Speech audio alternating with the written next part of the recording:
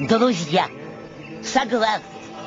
Сегодня Международный день защиты окружающей среды. И я призываю вас, одумайтесь, что вы делаете с природой, с нашей страной, с нашим городом. Все понял, да? Куда ни бросишь свой обеспокоенный, именно обеспокоенный взгляд, везде валяются окурки, бумажки, огрызки, вот и прочие продукты нашей жизнедеятельности. Задумайтесь, что будет, если каждый россиянин бросит по одной единственной бумажке. Это ведь не просто тонны, буквально тонны мусора, это еще гектары загубленных лесов. Все, даю дальше. Окурки, стыдно, граждане, если 100 миллионов наших сограждан, включая стариков, женщин, детей, бросят по одному окурку, это будет...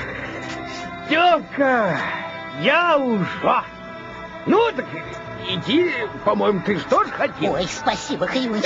Только ты прикрой меня, отвлеки внимание общественности.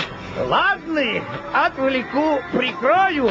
Ну, Янта, ты на чем остановился? Ой, хорошо, на окурках. Ага. Граждане, окурки... Янта, слышь ты, парноухая? Да. Ты в левую кабинку не ходи. Я только что от этого. Ты давай в правую, там послушай. Да я уж вляпался. Ага. Граждане, доколе окурки бросать будем?